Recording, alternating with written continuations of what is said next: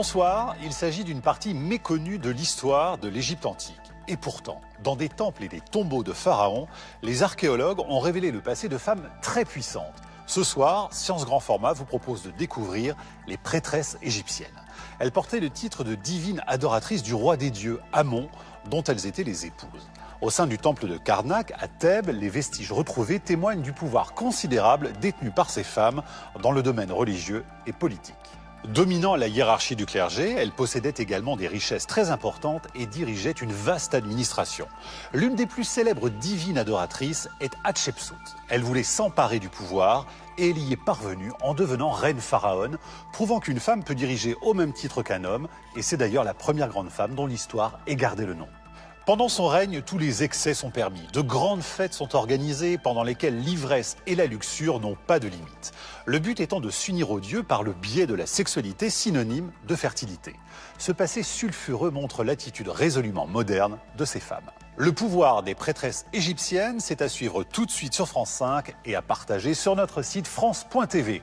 Bonne soirée et vive la science en grand format.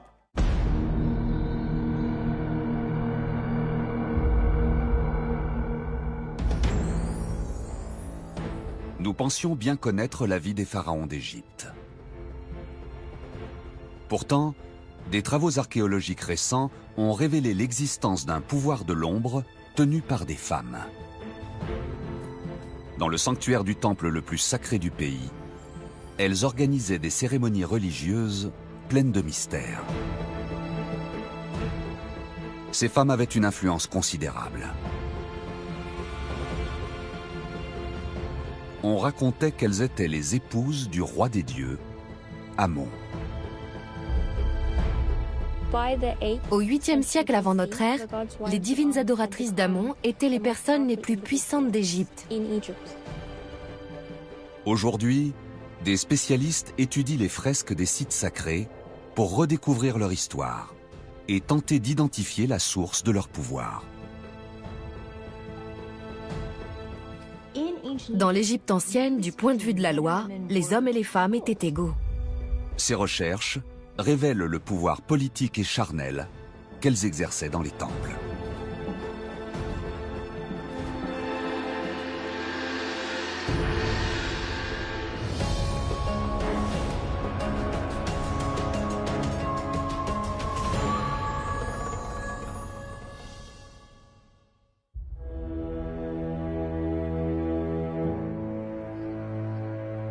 Les ruines des grands temples d'Égypte renferment de précieuses informations sur un ordre religieux et politique important dans l'histoire antique du pays.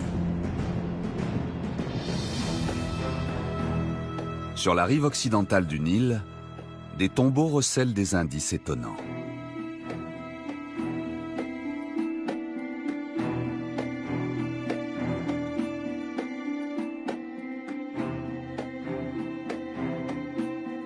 La nécropole de Thèbes est l'une des plus vastes et des plus anciennes au monde.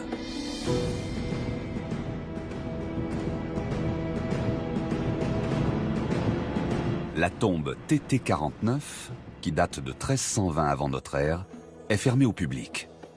Seuls les archéologues peuvent y accéder. À l'intérieur, les murs sont ornés de fresques aux couleurs vives.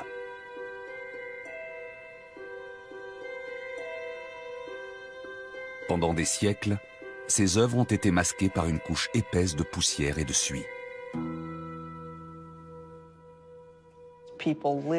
Les tombeaux étaient habités pendant plusieurs siècles. Les gens qui y vivaient cuisinaient entre ces murs. La fumée et des huiles de cuisson se sont déposées sur les peintures qui ont peu à peu disparu sous un film noir.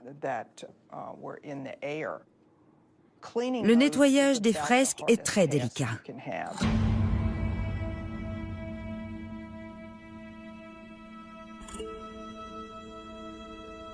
À l'aide d'une technologie laser innovante, une équipe de conservateurs élimine les dépôts et la saleté pour révéler les décorations d'origine.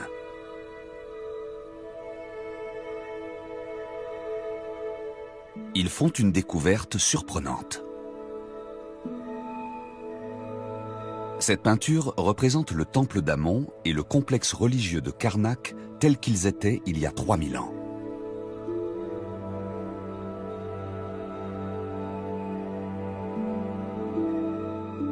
Ils étaient au cœur d'une vie très active, comme les cérémonies religieuses qui se tenaient dans le sanctuaire, ou encore le travail des agriculteurs dans les champs et avec le bétail.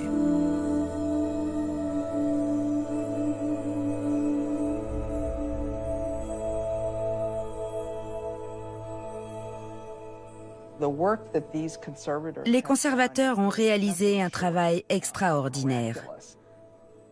Maintenant, on voit les détails des peintures qui ont résisté au temps. C'est presque un exploit.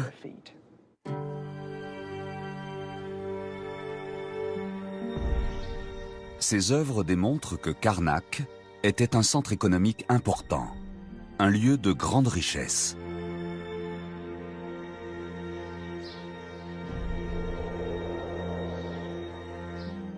D'autres peintures représentent des prêtresses qui portent des offrandes. Elles attestent de la place centrale que les femmes occupaient au temple. Les voici en compagnie de Néferhotep, intendant en chef du complexe de Karnak. Ce tombeau est le sien. La beauté des lieux témoigne de sa richesse. Malgré son statut, Néferhotep n'avait aucun droit de regard sur les activités au sein du complexe.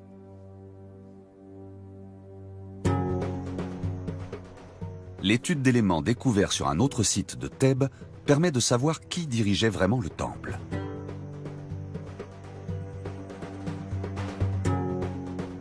Cet escalier mène au niveau inférieur d'une autre sépulture. Ici repose Pabassa, l'un des successeurs de Néferhotep au poste d'intendant en chef. En étudiant les fresques de sa tombe, les archéologues ont fait une découverte fascinante. Ce n'est pas Pabassa qui dirigeait Karnak. Sur ce bas-relief, il se tient derrière sa supérieure, qui fait une offrande aux dieux. Ces hiéroglyphes confirment que c'est elle qui détient le contrôle de Karnak et de ses richesses. Elle possède l'un des titres les plus importants du pays, celui de divine adoratrice d'Amon.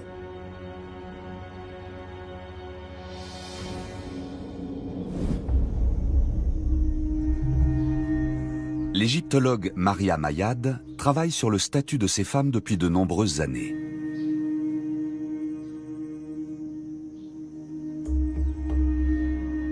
Plus que des prêtresses, elles étaient considérées comme les épouses du dieu Amon.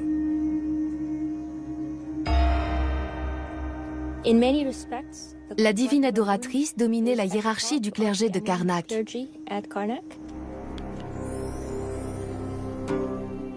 Elle occupait une place de premier plan du point de vue de la religion.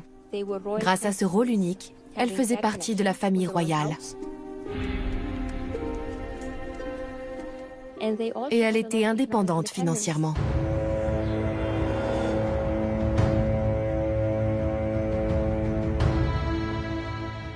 Dans l'Égypte antique, Karnak était appelé le plus estimé des lieux.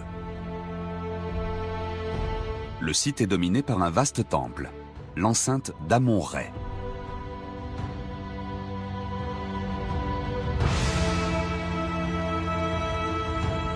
Sa construction, il y a plus de 3000 ans, s'est déroulée pendant les règnes de plusieurs pharaons.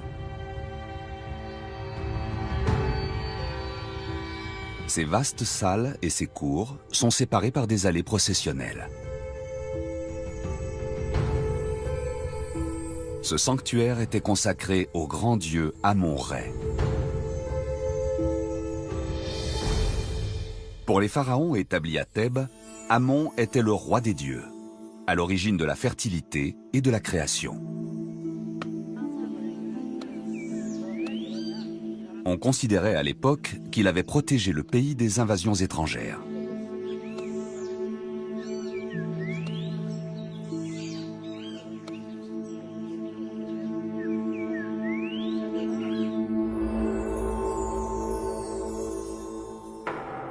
La divine adoratrice est chargée de répondre aux besoins terrestres d'Amon. Selon la croyance, le dieu quitte régulièrement l'au-delà pour apparaître dans le sanctuaire du grand temple. La divine adoratrice offre de la nourriture à Amon. En échange, le dieu continue de protéger l'Égypte et permet à ses terres de rester fertiles.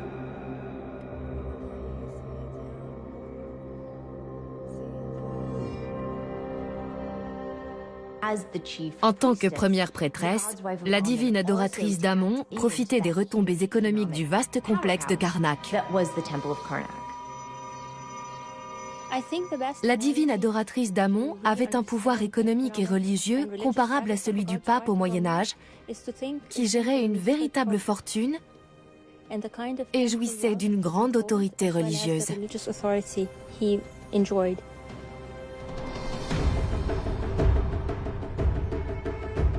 Dans l'enceinte d'Amon, au cœur du complexe de Karnak, la divine adoratrice organisait des cérémonies dont l'enjeu était la survie du pays.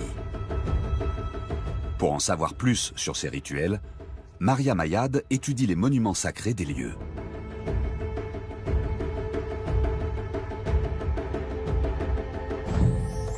La Chapelle Rouge est l'un des édifices les plus extraordinaires de Karnak. Ses murs sont parés d'œuvres fascinantes.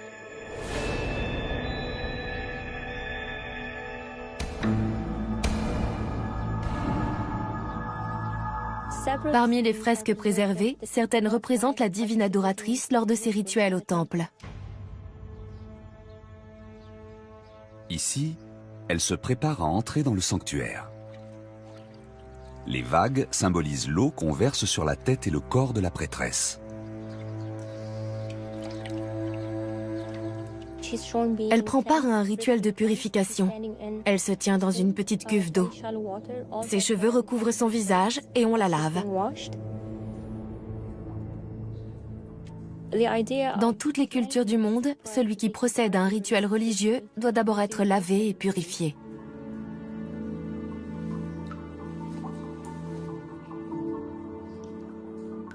À l'issue de cette cérémonie, la divine adoratrice peut entrer dans le temple.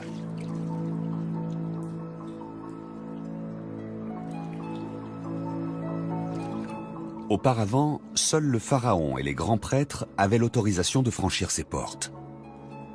Le privilège accordé à la divine adoratrice témoigne de son pouvoir grandissant.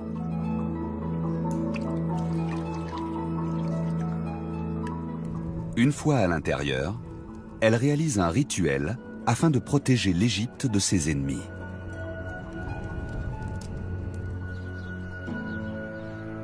Dans ces scènes gravées sur les murs de la Chapelle Rouge, la divine adoratrice, accompagnée d'un grand prêtre, brûle des éventails qui symbolisent les ennemis de l'Égypte après leur capture. C'est la représentation classique des ennemis de l'Égypte dans l'iconographie de l'époque. Un prisonnier à genoux, les mains attachées dans le dos.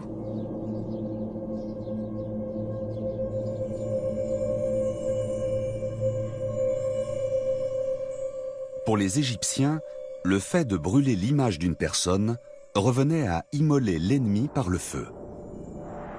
Plus que de blesser son rival, on cherche à le faire disparaître.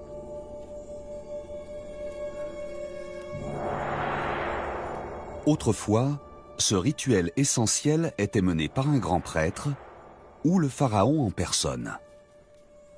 Désormais, c'est la divine adoratrice qui officie.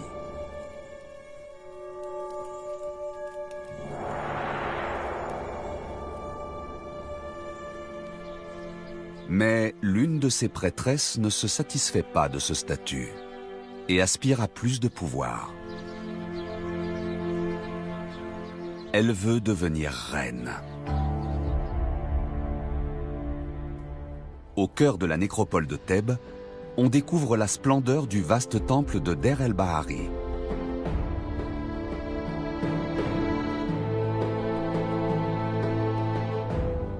Adossé à la paroi rocheuse de la montagne, le temple s'élève sur 3 niveaux en terrasse, reliées entre elles par de longues rampes et soutenues par des colonnades.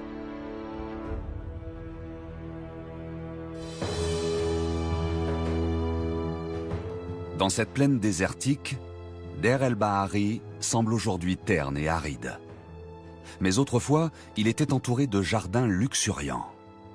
Une longue avenue bordée de sphinx menait au temple et à son parc verdoyant. Ce site, presque aussi grandiose et impressionnant que les pyramides de Gizeh, n'a pas été édifié pour un pharaon. Sa construction a été réalisée à la demande d'une femme, ancienne prêtresse.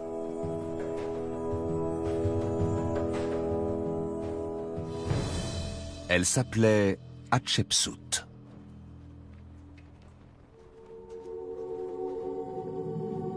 Fille de pharaon, Hatshepsut sait très tôt qu'elle deviendra une divine adoratrice d'Amon. Elle est encore jeune quand elle accède à cette fonction.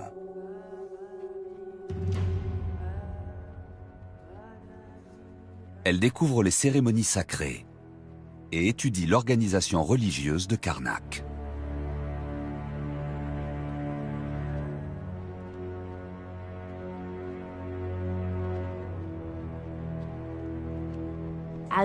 En tant que divine adoratrice d'Amon, Hatshepsut était chargée de présenter Ma'at aux dieux pour garantir la justice et maintenir l'ordre cosmique. Ces tâches étaient aussi celles du pharaon.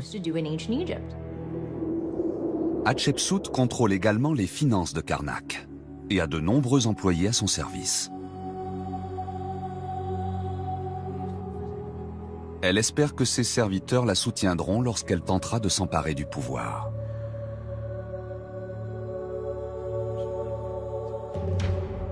La patience de Hatshepsut est récompensée.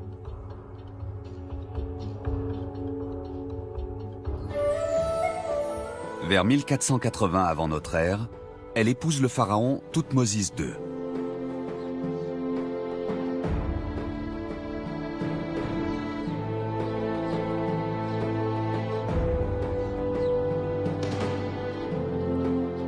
Affaibli et malade, le pharaon meurt au bout de 3 ou 4 ans de règne.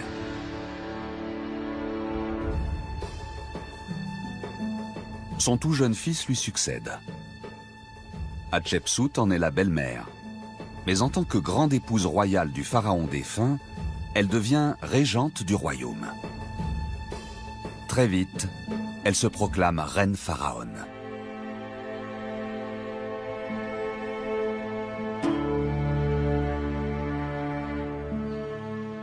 On ignore comment la population a réagi à cette prise de pouvoir par une femme.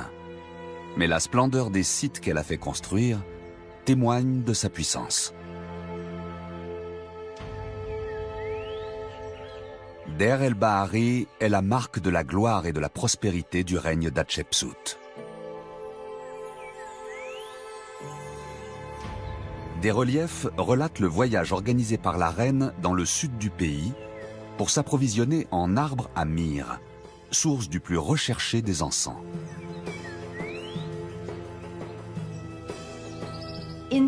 L'encens était un élément essentiel des cérémonies du culte. On sait qu'Hatshepsut a mené plusieurs expéditions au sud-est qui ont permis de rapporter ces matières précieuses. Les années passent et son beau-fils, Thoutmôsis III, grandit. Hatshepsut sait que le jeune pharaon cherchera à prendre le pouvoir quand il en aura l'âge. Pour consolider son statut de reine, elle décide d'arborer les attributs masculins du pharaon.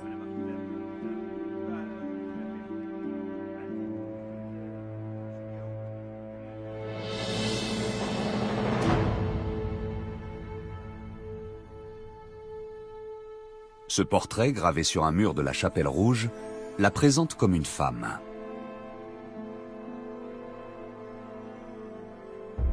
Mais des représentations ultérieures montrent sa métamorphose.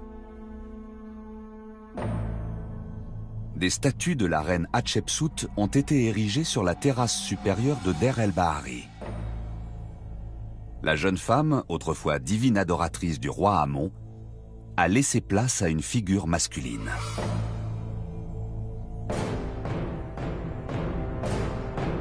La poitrine bandée, elle arbore une barbe postiche et la coiffe d'un pharaon.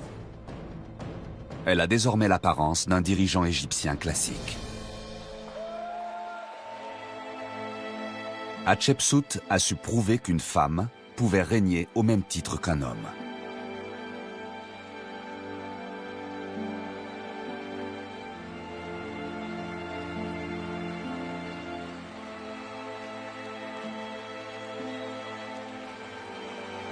Si en public elle a une allure masculine, ce n'est pas le cas en privé.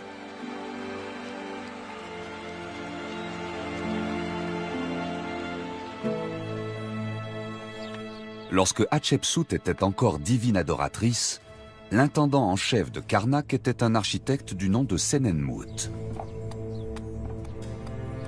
Devenue reine, elle lui confie la conception du temple de Der el-Bahari. Mais certains éléments indiquent que leur relation n'était pas strictement professionnelle.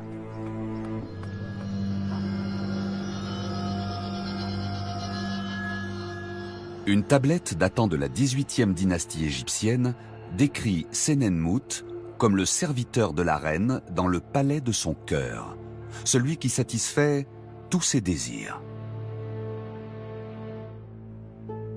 Le plaisir sensuel est très présent dans la vie d'Hatshepsut, aussi bien en privé que dans ses fonctions religieuses.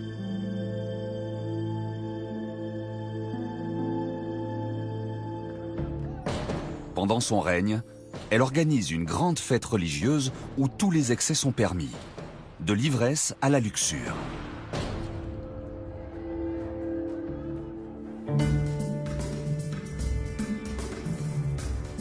Les archéologues qui étudient les œuvres de la tombe TT49 de la nécropole ont découvert des informations surprenantes sur ces festivités.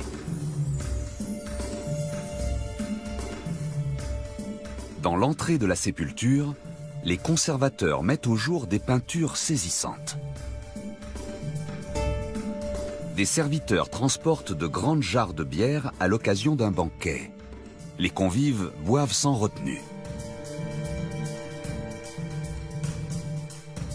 Les invités ne se contentent pas d'une petite quantité de bière. Ils boivent à même le goulot et vident les jarres. Au premier abord, ils semblent consommer de l'alcool pour passer un moment convivial. Mais de nouveaux travaux démontrent qu'ils s'enivraient pour d'autres raisons. L'égyptologue Betsy Bryan a compris que ces fresques représentaient des scènes de fête de l'ivresse, un des rites les plus surprenants d'Égypte ancienne.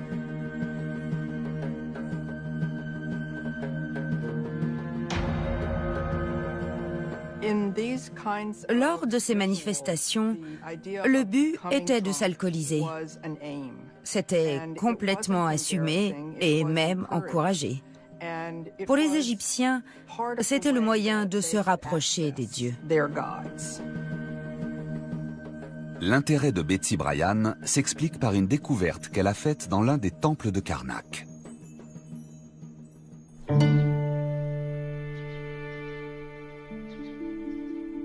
Au sud du temple d'Amon se dressent les vestiges du temple de Mout.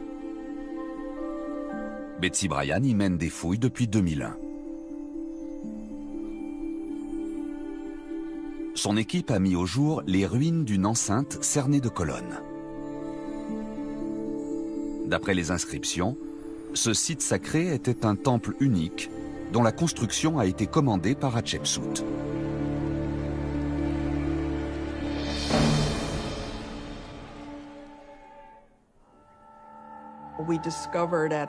À environ 2 mètres de profondeur, nous avons trouvé des sections de colonnes qui dataient du règne d'Hatshepsut.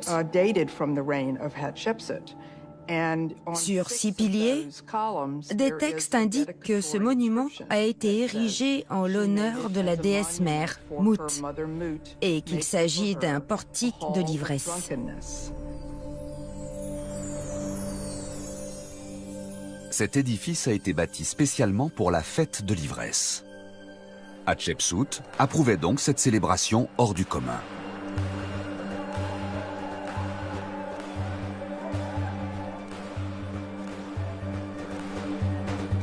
En analysant les inscriptions et les peintures du temple de Mout et de la tombe TT49, les archéologues ont compris pourquoi Hatshepsut tenait à ce que cette fête se perpétue.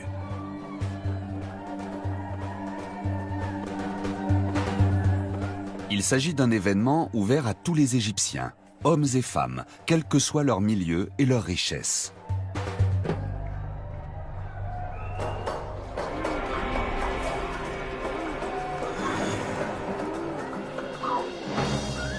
Lors des festivités, la déesse Hathor est symbolisée par une invitée. Comme Amon, cette divinité joue un rôle vital dans la protection du pays.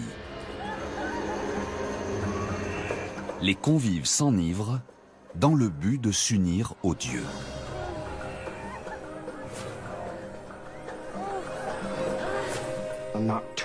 Au cours de cette fête nocturne, la majorité des participants s'alcoolisent jusqu'à être ivres-morts. Rien ne leur est interdit. Ils s'adonnent joyeusement à la débauche.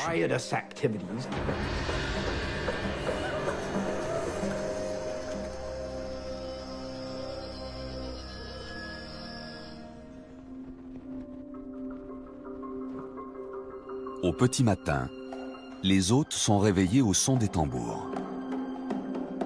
Encore accablés par les excès de la veille, ils sont plus calmes, plus sereins, comme la déesse Hathor.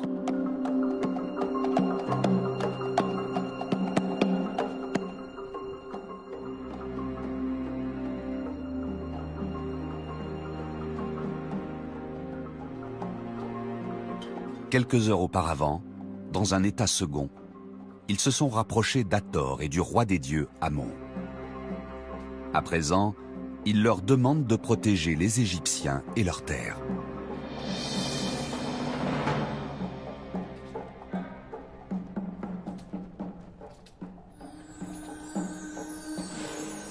Comme tout bon pharaon, Hatshepsut espère que les dieux protégeront son pays. Mais son goût pour ces rites est peut-être lié au rôle qu'elle tenait avant de devenir reine.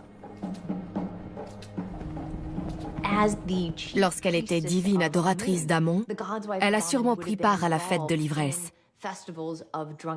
Il nous est impossible de savoir si elle buvait beaucoup, mais la consommation d'alcool faisait partie de ses fonctions de prêtresse.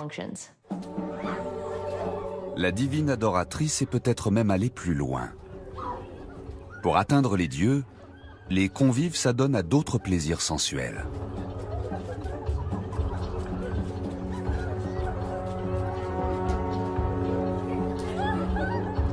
Les hautes colonnes du portique de l'ivresse recèlent des indices sur ces activités. Le chapiteau en forme de lotus symbolise les relations sexuelles. Lorsqu'ils sont saouls, les invités se livrent à la volupté.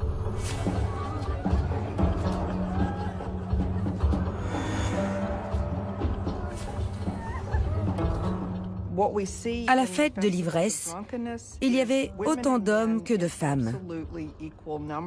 C'est peut-être dû au fait qu'on les encourageait à avoir des rapports sexuels.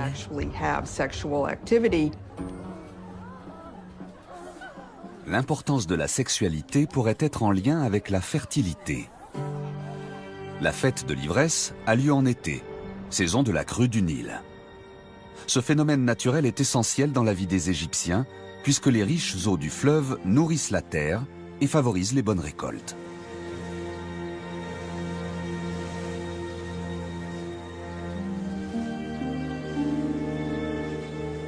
Le Nil est en creux une fois par an. C'est une période de renouveau dans le pays. Comme la crue, la sexualité évoque la renaissance, la reproduction.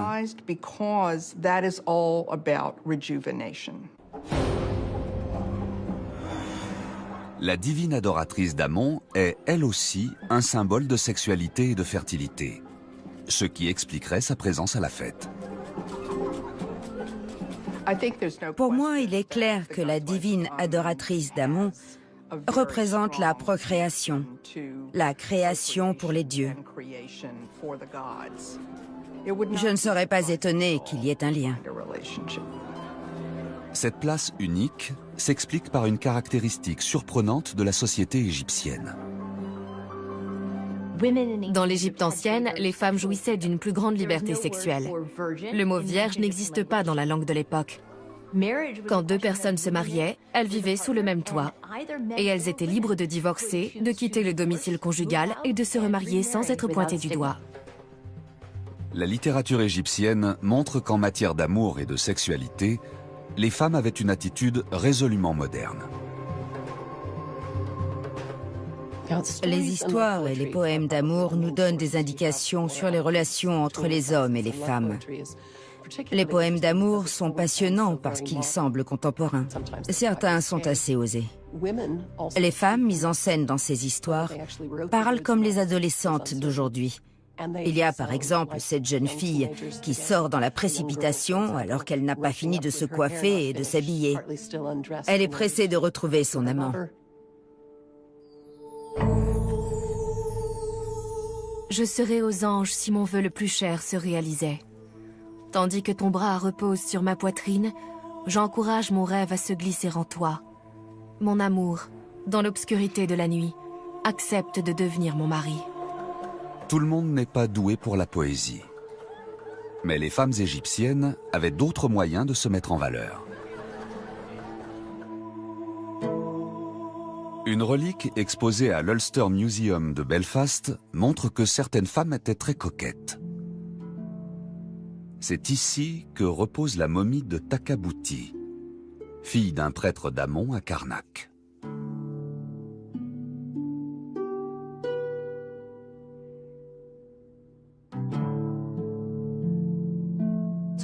Cette femme vivait certainement à proximité de Karnak et avait un statut important. Takabouti a une coiffure très particulière. Ses cheveux sont doux, clairs et bouclés. C'est surprenant qu'elle ait été coiffée de cette façon, parce qu'à l'époque, la plupart des hommes et des femmes se rasaient la tête pour des questions d'hygiène. C'est donc un indice sur la personnalité de Takabouti.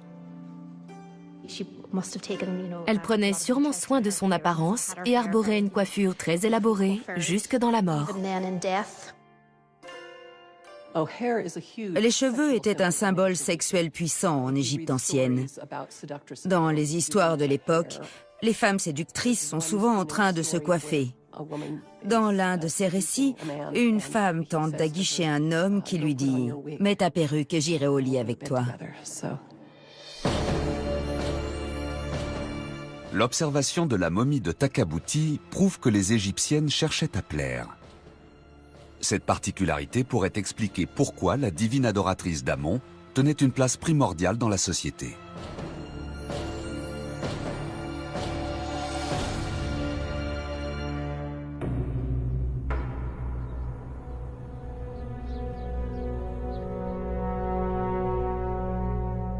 Les fresques qui ornent les temples de Karnak comptent parmi les plus frappantes de l'Égypte ancienne. Ces scènes à caractère sexuel pourraient être considérées comme pornographiques aujourd'hui.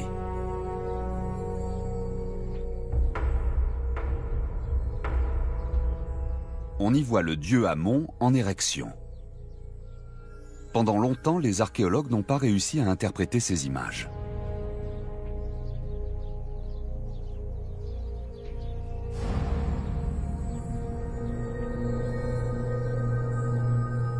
Des reliefs présents dans une petite chapelle du complexe leur ont permis de percer ce secret. Cette œuvre, gravée sur la façade de la chapelle d'Osiris, représente la divine adoratrice prenant Amon dans ses bras. Les égyptologues ont compris qu'il y avait un lien entre ces images et le fait qu'Amon soit le dieu de la création et de la fertilité.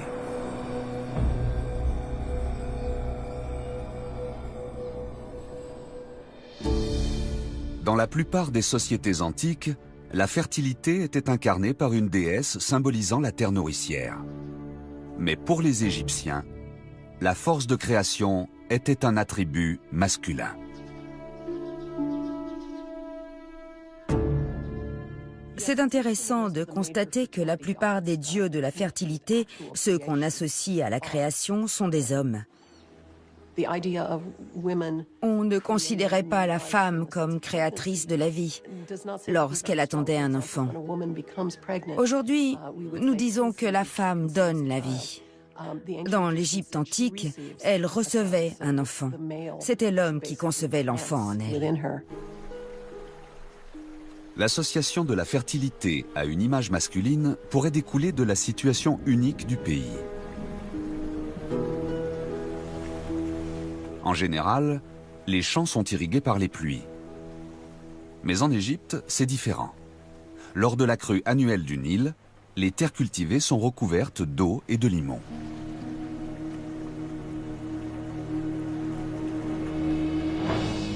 Pour les Égyptiens, ce phénomène était le fait d'Amon qui s'adonnait au plaisir solitaire.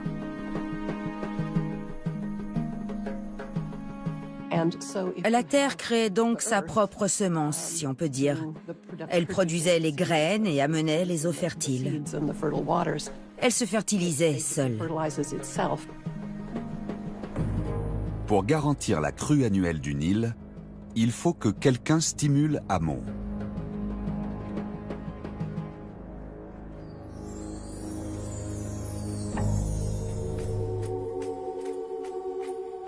De toutes les tâches sacrées de la divine adoratrice, c'est la plus importante.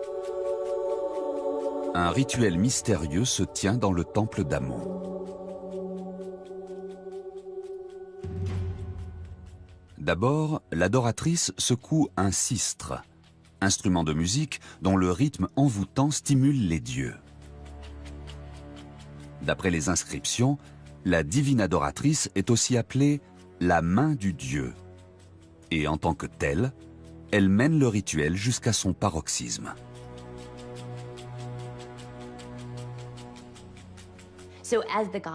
Comme c'était la main du dieu, elle représentait la part féminine de la création, de la reproduction. On ne sait pas précisément ce qui se passe lorsque la divine adoratrice s'approche de la statue d'Amon. Le déroulement du rituel demeure secret. Mais son issue ne fait aucun doute. Amon continuera de renouveler les cultures de l'Égypte. Grâce à la crue estivale du Nil, les récoltes seront abondantes.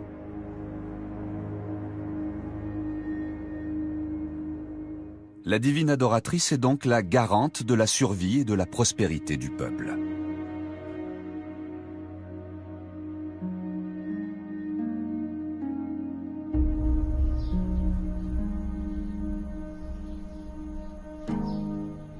Elle détient un pouvoir considérable et ne se soumet qu'à la reine pharaon, Hatshepsut. Mais un événement va tout bouleverser.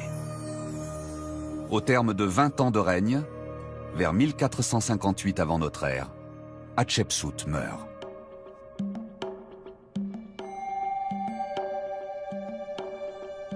La reine pharaon, ancienne divine adoratrice d'Amon, n'est plus.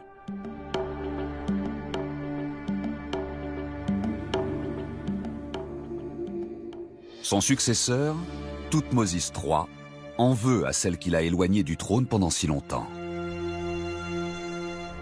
Déterminé à effacer le règne de sa belle-mère de l'histoire, il fait détruire les inscriptions et fresques qui évoquent Hatshepsut. Il supprime également le statut de la divine adoratrice d'Amon. Pourtant, des œuvres réalisées dans le tombeau d'une grande reine d'Égypte indiquent que 2 siècles plus tard, cette fonction a été rétablie.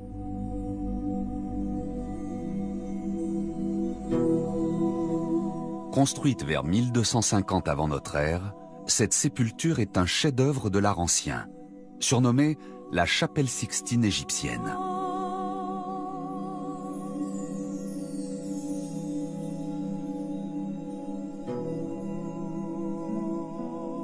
Les peintures représentent la reine vêtue d'une tenue de cérémonie, composée d'une robe blanche et d'une coiffe en forme de vautour. Cette parure est celle de la divine adoratrice d'Amon. Elle n'avait pas été représentée depuis 2 siècles. Malgré les efforts de Thoutmôsis III, son statut a revu le jour. Les gravures et les peintures du tombeau démontrent que cette femme était aussi l'épouse du plus grand des pharaons.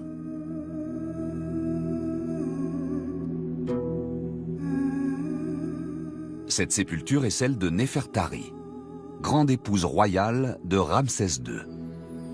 C'est l'une des reines les plus célèbres d'Égypte et les plus aimées de son peuple.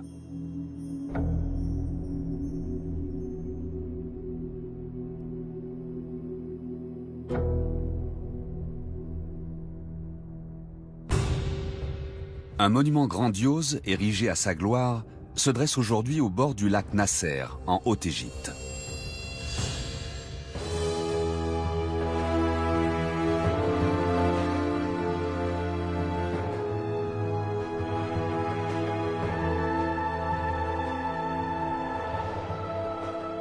Creusés dans la roche calcaire, les temples d'Abou Simbel ont été construits sur ordre de Ramsès II dans les années 1260 avant notre ère.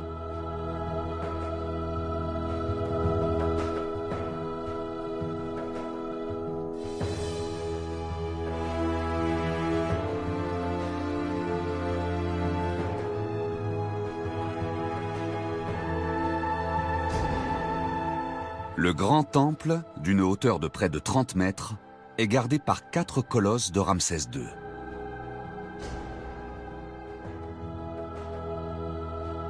Ces gigantesques statues attestent du pouvoir et de la virilité du pharaon. Mais une femme est également mise à l'honneur à Abou Simbel. Juste à côté, on peut admirer le temple d'Hathor.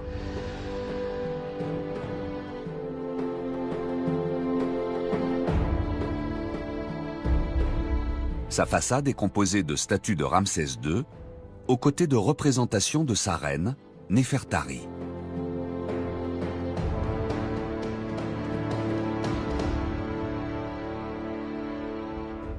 Ce sanctuaire est le sien. C'est la 2e fois qu'un temple est édifié à la gloire d'une reine égyptienne. Au début du règne du pharaon, Néfertari se tient à ses côtés pendant les cérémonies officielles.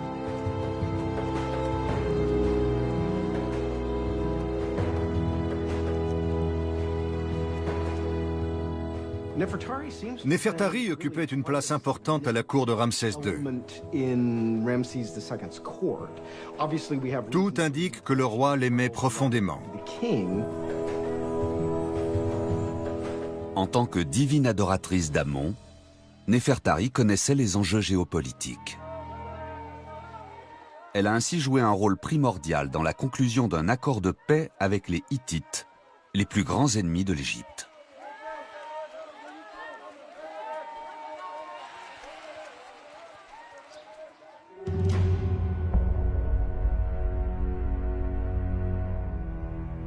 La guerre entre les 2 peuples est relatée sur les murs intérieurs du Grand Temple. Ces reliefs retracent la bataille de Kadesh, qui a eu lieu en 1274 avant notre ère.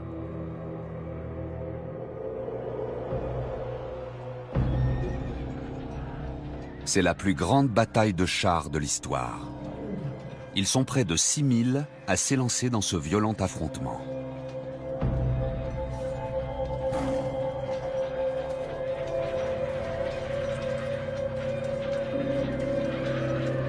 Ramsès II et ses troupes remportent la victoire sur les Hittites.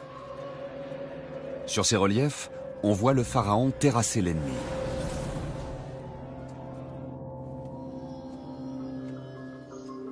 Après cette bataille, il conclut un accord de paix avec le roi hittite. Ce traité est l'un des premiers de l'histoire. D'après les spécialistes, la reine Néfertari aurait joué un rôle crucial dans cette victoire diplomatique.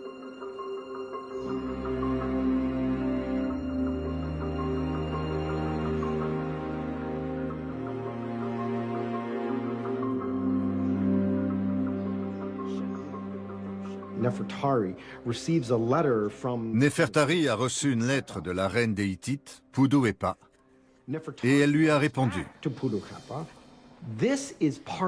Nous avons des traces de cette correspondance diplomatique officielle. C'est une façon pour chacune de ces femmes de reconnaître le statut de l'autre. Ces lettres prouvent aussi qu'elles occupaient une fonction politique importante sur la scène internationale. Thoutmôsis III a voulu affaiblir le statut de divine adoratrice d'Amon. Mais 2 siècles après, Néfertari prouve que la prêtresse est une figure de premier plan de la vie politique égyptienne.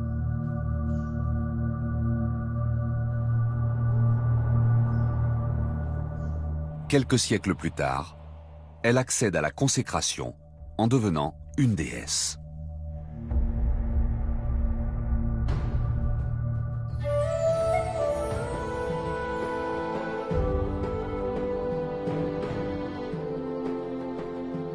La cité de Médinet Abou est une des merveilles de la nécropole thébaine.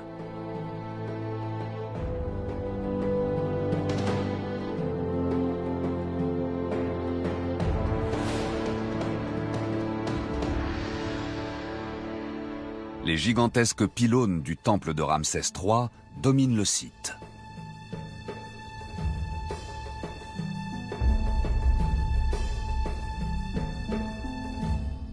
Mais les petits édifices qui l'entourent sont encore plus fascinants. Il s'agit de chapelles funéraires construites pour les divines adoratrices d'Amon.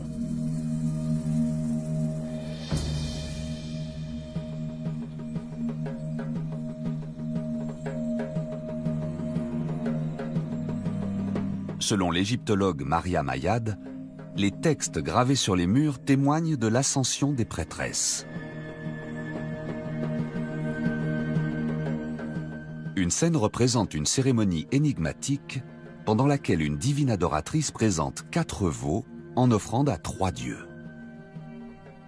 Le rite de conduite des 4 veaux est l'une des traditions royales les plus sacrées de l'Égypte ancienne. Seuls les rois pouvaient le pratiquer.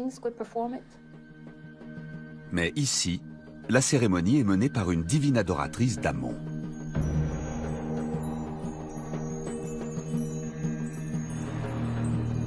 En dessous, un autre relief laisse supposer qu'elle a accédé à un statut plus privilégié. 3 divinités se tiennent l'une derrière l'autre.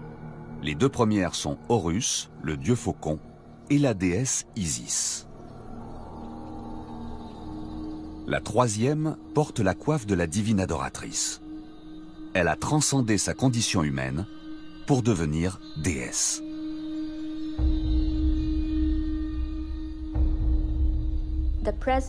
Sa présence auprès des dieux, à la même échelle que les dieux, démontre qu'elle est leur égale. Plus de 1000 ans après la création de sa fonction, la divine adoratrice d'Amon voit sa dévotion et son travail récompensés et devient une déesse. C'est désormais la femme la plus éminente du pays. Mais son ascension n'est pas le fruit d'une coïncidence. Elle démontre que les Égyptiennes étaient indépendantes et disposaient d'une grande liberté sexuelle. Elles avaient la possibilité de prendre leur vie en main.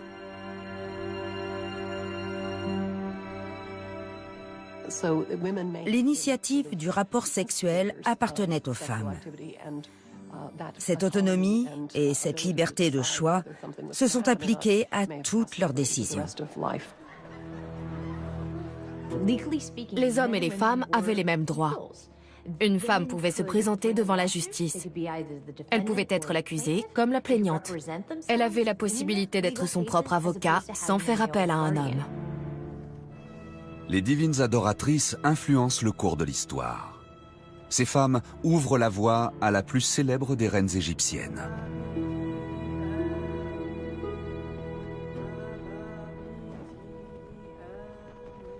En 51 avant notre ère, Cléopâtre monte sur le trône d'Égypte.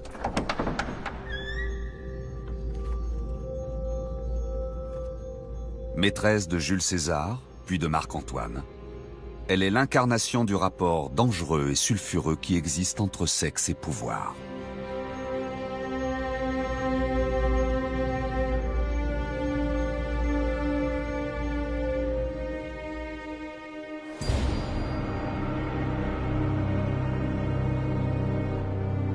Après sa mort, les Romains conquièrent l'Égypte et les femmes sont réduites au rang de citoyennes de seconde zone. Les divines adoratrices d'Amon disparaissent.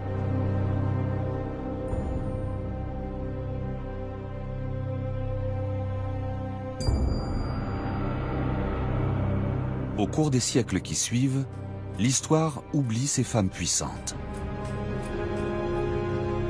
Mais l'étude des sites antiques a permis de faire la lumière sur ces prêtresses et de mieux comprendre la vie que menaient les femmes égyptiennes.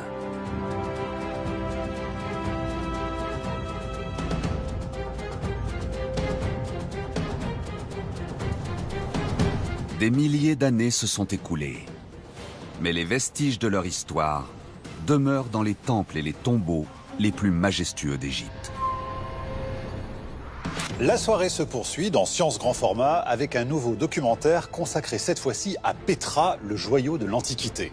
Riche et puissante, cette ancienne cité nabatéenne située au sud de l'actuelle Jordanie était au carrefour des grandes routes commerciales de la Méditerranée. Et pourtant, Pétra a été abandonnée après une suite d'événements majeurs que vous allez découvrir tout de suite. La cité perdue de Pétra, c'est maintenant sur France 5.